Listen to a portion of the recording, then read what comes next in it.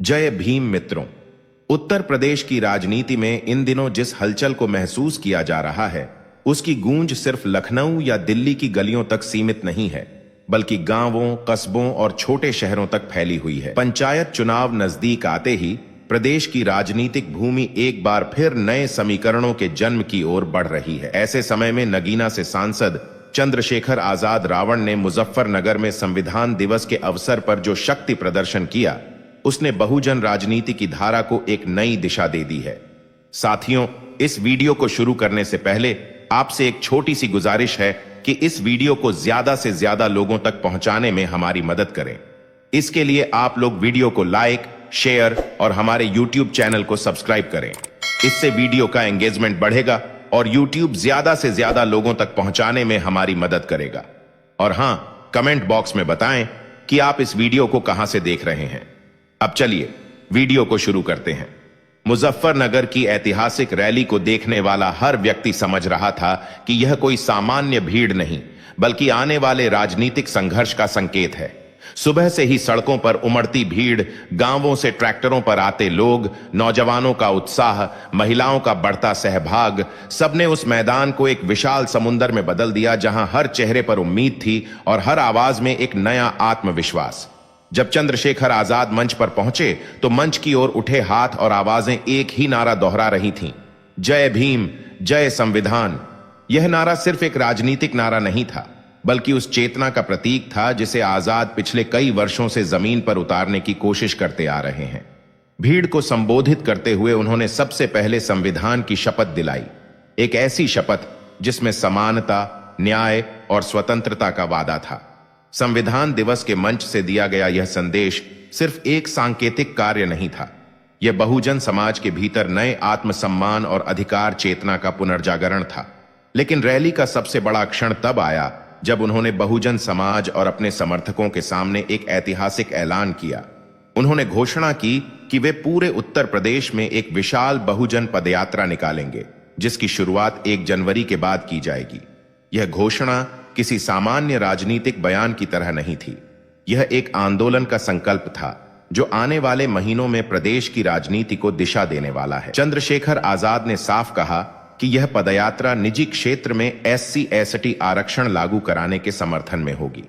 उन्होंने सरकारों पर आरोप लगाया कि निजीकरण के बढ़ते दौर में आरक्षण सिर्फ सरकारी नौकरियों तक सीमित कर दिया गया है, जबकि रोजगार का सबसे बड़ा हिस्सा अब निजी क्षेत्र में है। उन्होंने जोर देकर कहा कि जब नौकरियां निजी कंपनियों में तेजी से बढ़ रही हों और सरकारी नौकरियां लगातार कम की जा रही हों, तो बहुजन समाज का भविष्य खतरे में पड़ जाता है। इस संदर्भ में आरक्षण का विस्तार सामाजिक न्याय की दिशा में एक अनिवार्य कदम बन जाता है। आजाद ने यह भी कहा कि सरकारें साम दाम दंड भेद अपनाकर उनके आंदोलन की धार कुंद करने की कोशिश करती रही है, लेकिन संघर्ष उससे नहीं रुकने वाला। उन्होंने कहा कि जो लोग गिराने की कोशिश करते हैं वे शायद यह नहीं जानते कि उठने वाले कभी हारते नहीं, वे और मजबूत होकर खड़े होते हैं। यह संवाद ही उस जनता की भावनाओं को छू गया जो उनके संघर्षों की साक्षी रह चुकी है, भीम आर्मी के दिनों से लेकर संसद तक की उनकी यात्रा तक।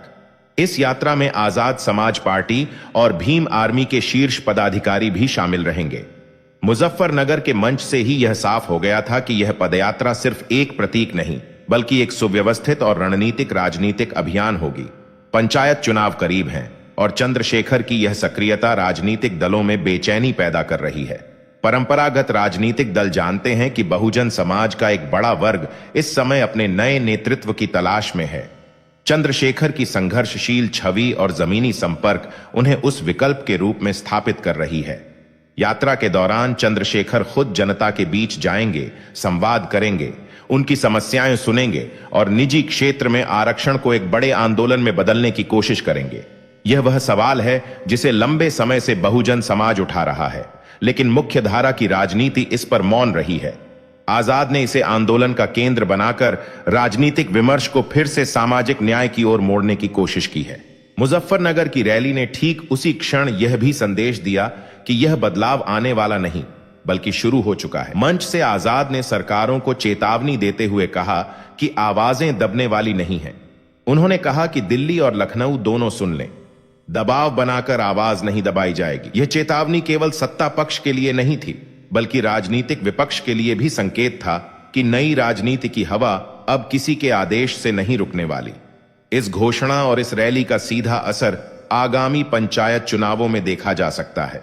बहुजन समाज की शक्ति ग्रामीण स्तर से ही सबसे अधिक उभर कर सामने आती है, और यदि यह यात्रा बहुजन समाज को एक नए केंद्र में संगठित करती है तो यह प्रदेश के पुराने राजनीतिक समीकरणों को पूरी तरह पुनर्गठित कर सकती है। बहुजन पदयात्रा का चंद्रशेखर आजाद द्वारा किया गया ऐलान केवल एक राजनीतिक घोषणा नहीं था, यह एक विस्तृत रणनीति का हिस्सा था जिसे न सिर्फ राजनीतिक बल्कि सामाजिक स्तर पर भी एक क्रांतिकारी रूप से देखा जा रहा है। जिस दिन मुजफ्फरनगर की धरती से इस यात्रा का बिगुल बजा, उसी क्षण यह साफ हो गया कि यह आंदोलन आने वाले महीनों में उत्तर प्रदेश की राजनीति को गहरे स्तर पर प्रभावित करेगा। यह यात्रा राज्य की सत्ता राजनीति में उतनी ही महत्वपूर्ण है जितनी स्वतंत्रता के बाद के सामाजिक आंदोलनों में दलित चेतना से जुड़े बड़े अभियान रहे हैं। पदयात्रा का मूल केंद्र निजी क्षेत्र में SC/ST आरक्षण है, लेकिन इसकी संरचना उससे कहीं अधिक व्यापक है। चंद्रशेखर जानते हैं कि एक मुद्दा भले यात्रा का औपचारिक आधार बन जाए, पर आंदोलन की ऊर्जा उन तमाम सवालों से आती है जो दशकों से बहुजन समाज के भीतर दबे हुए हैं। शिक्षा में समानता, नौकरियों में बैकलॉग भरना, दलितों पर अत्याचार की बढ़ती घटनाएं, सामाजिक भेदभाव की कठोर वास्तविकताएं और आर्थिक अवसरों की कमी, ये सभी मुद्दे यात्रा के दौरान सामने आएंगे और हर गांव में होने वाली सभाओं का मुख्य केंद्र बनेंगे। यात्रा की तैयारी इस तरह की जा रही है कि हर जिले में सशक्त टीम मौजूद हो। भीम आर्मी और आजाद समाज पार्टी के कार्यकर्ता महीनों से मैदान में सक्रिय हैं। गांवों में बैठकें हो रही हैं, स्थानीय नेतृत्व को जिम्मेदारी दी जा रही है, युवा स्वयंसेवक प्रशिक्षण ले रहे हैं और सोशल मीडिया के माध्यम से एक बड़ा जनसंपर्क अभियान चलाया जा रहा है। यह अभियान आधुनिक तकनीक और परंपरागत जमीनी रणनीतियों का मिश्रण है। यही कारण है कि यह पदयात्रा आने वाले समय में उत्तर प्रदेश की सबसे बड़ी जन संगठित गतिविधि के रूप में देखी जा रही है। यात्रा का सबसे बड़ा आधार युवा है। बहुजन युवा जो लंबे समय से खुद को राजनीतिक रूप से उपेक्षित महसूस कर रहे थे, अब उन्हें एक ऐसा नेतृत्व मिला है जो उनकी भाषा बोलता है, उनके संघर्ष को समझता है और उनके सपनों को अपनी राजनीति का केंद्र बनाता है।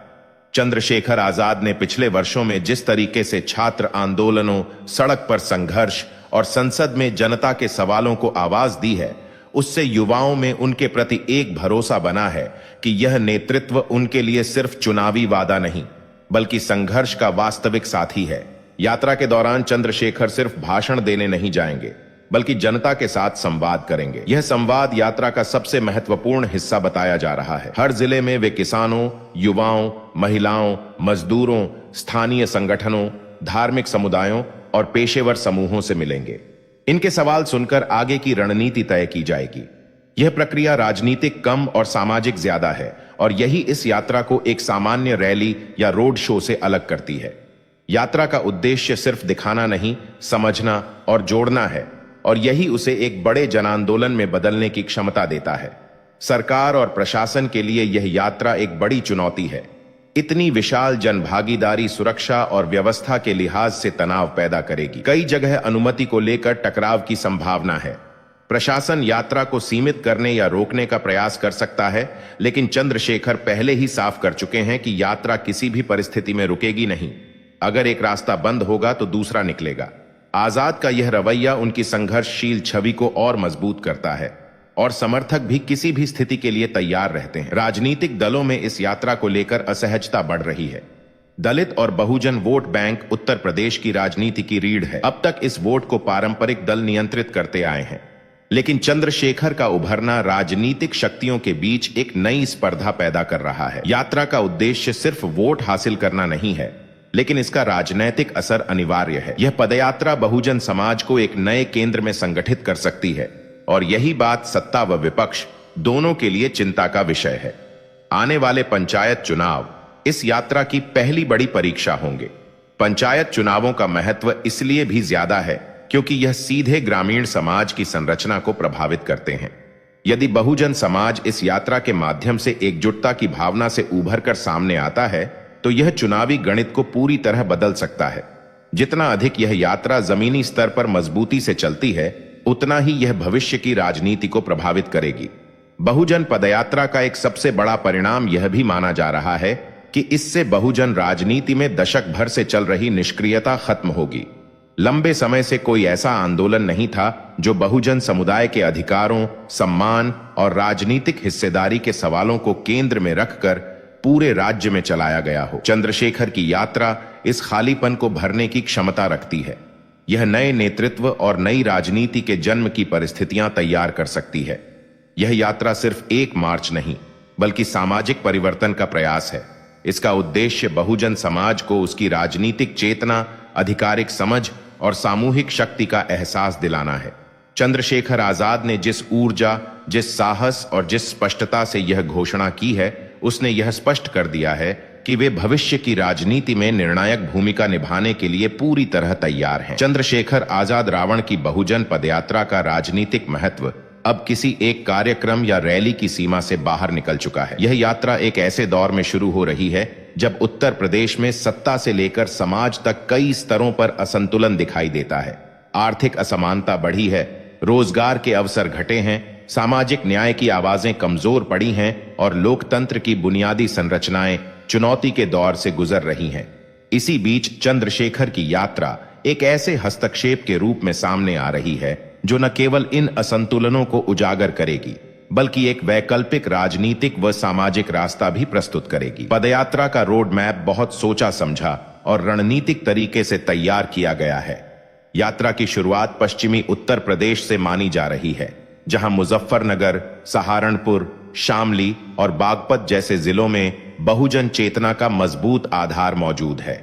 इन जिलों में दलित आंदोलन, किसान संघर्ष और सामाजिक न्याय की आवाजें इतिहास में गहरी जड़ें रखती हैं। यह वह क्षेत्र है जहां से चंद्रशेखर का राजनीतिक उभार भी शुरू हुआ था। इसलिए यात्रा का पहला चरण एक तरह से अपने सामाजिक आधार को पुनर्संगठित करने और उसे नए स्वरूप में तैयार करने जैसा होगा। दूसरे चरण में यात्रा अवध और बुंदेलखंड की ओर बढ़ेगी। यहां सामाजिक न्याय का सवाल दलितों, पिछड़े वर्गों और किसानों के मुद्दों के साथ गहरे रूप में जुड़ा है। बुंदेलखंड की गरीबी, बेरोजगारी, जल संकट और पलायन जैसे मुद्दे यात्रा के दौरान महत्वपूर्ण रूप से उठेंगे। यह वह क्षेत्र है जहां राजनीतिक दलों ने लंबे समय तक वादे किए, पर जमीन पर बदलाव सीमित ही दिखता है। चंद्रशेखर आजाद की यात्रा यहां उम्मीद और सवाल दोनों लेकर पहुंचेगी और जनता से सीधे संवाद की वजह से यात्रा भावनात्मक और राजनीतिक दोनों स्तरों पर प्रभाव पैदा करेगी। यात्रा का अंतिम चरण पूर्वांचल की ओर होगा, जहां राजनीति जितनी जटिल है उतनी ही निर्णायक भी।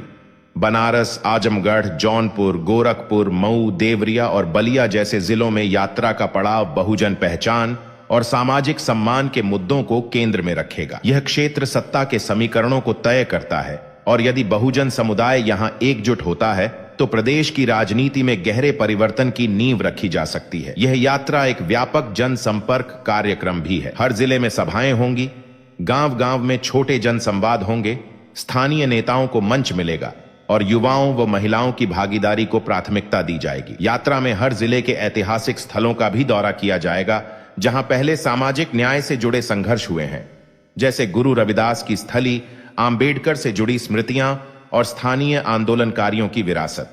इस तरह यात्रा इतिहास, राजनीति और समाज को एक ही सूत्र में जोड़ती दिखाई देगी। राजनीतिक तौर पर इस यात्रा का दीर्घकालिक महत्व बहुत बड़ा है। उत्तर प्रदेश की राजनीति में बहुजन समुदाय की शक्ति सबसे निर्णायक कारक रही है, लेकिन पिछले दशक में प्रतिनिधित्व का संकट गहराता गया। बहुजन वोट भी कई हिस्सों में बिखर गया और नेतृत्व का स्पष्ट विकल्प कमजोर पड़ा। चंद्रशेखर आजाद की यात्रा उसी खालीपन को भरने का प्रयास है। यदि यात्रा बहुजन समाज के भीतर एक संगठित राजनीतिक चेतना को जन्म देती है तो यह प्रदेश की राजनीति में एक नई ध्रुवीकरण रेखा तैयार कर सकती है। सबसे दिलचस्प बात यह है कि यात्रा केवल दलित राजनीति तक सीमित नहीं रहने वाली। चंद्रशेखर आजाद जिस आत्मविश्वास और व्यापकता से अपनी बात रखते हैं, उसमें ओबीसी, अल्पसंख्यक, आदिवासी और किसान तबकों के मुद्दे भी समान रूप से शामिल हैं। यह समावेशी दृष्टिकोण यात्रा को एक व्यापक सामाजिक आंदोलन में बदल सकता है। यदि यह हुआ तो उत्तर प्रदेश में एक ऐसा राजनीतिक मॉडल उभरेगा जो जाति, वर्ग और क्षेत्र की दीवारों को पार कर सके। दीर्घकालिक प्रभावों की बात की जाए तो यह यात्रा 3 बड़े बदलावों की नींव बन सकती है। पहला, सामाजिक चेतना में पुनर्जागरण। यह यात्रा बहुजन समुदाय को यह याद दिलाएगी कि अधिकार मांगने से नहीं, संघर्ष से मिलते हैं। संविधान, आरक्षण और सामाजिक न्याय जैसे मुद्दों को यात्रा नई पीढ़ी तक पहुंचाएगी, जो आधुनिक राजनीति के उपभोक्तावादी दौर में इन मूल्यों से दूर हो चुकी है। दूसरा, राजनीतिक विकेंद्रीकरण। यह यात्रा सत्ता के सामने एक नया राजनीतिक केंद्र स्थापित करेगी। यदि चंद्रशेखर का जनाधार यात्रा के जरिए गांवों और कस्बों तक फैलता है, तो उत्तर प्रदेश की पारंपरिक राजनीति, जहां कुछ ही पार्टियां निर्णायक भूमिका निभाती रही हैं, अपनी पकड़ खोने लगेगी। इससे सत्ता की राजनीति में नई आवाजें शामिल होंगी और लोकतंत्र का दायरा व्यापक होगा। तीसरा, आर्थिक सवालों का राजनीतिकरण। निजी क्षेत्र में आरक्षण आजादी के बाद के सबसे बड़े आर्थिक बहस का केंद्र बन सकता है। जब नौकरियों का बड़ा हिस्सा निजी कंपनियों में हो और बहुजन समाज आर्थिक रूप से पीछे हो, तो यह सवाल अनिवार्य हो जाता है कि सामाजिक न्याय की गारंटी कौन देगा। चंद्रशेखर की यात्रा इस बहस को मुख्य धारा में ले आएगी। भविष्य की राजनीति में यह यात्रा एक ऐसे मोड़ की तरह दिखाई देती है जहां से बहुजन आंदोलन न सिर्फ पुनर्जीवित होगा, बल्कि केंद्र में आकर नीति निर्माण में निर्णायक भूमिका निभाएगा। चंद्रशेखर का यह अभियान आने वाले 5 से 10 वर्षों में उत्तर प्रदेश की सत्ता संरचना को पूरी तरह बदलने की क्षमता रखता है, बशर्ते यात्रा अपने उद्देश्य और सामूहिक ऊर्जा को निरंतर बनाए रखे।